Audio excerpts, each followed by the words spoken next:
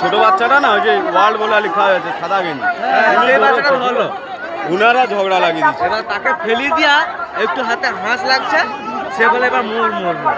ওই ওই খালি গেঞ্জি বাচ্চাটা লোকটা। সত্যি না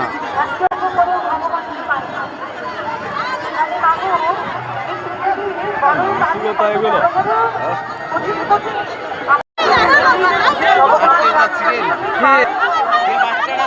হ্যাঁ সেই সাদা গেঞ্জি বাচ্চাটা ধরছে, তাকে ফেলি এই করে তোকে মার না মানে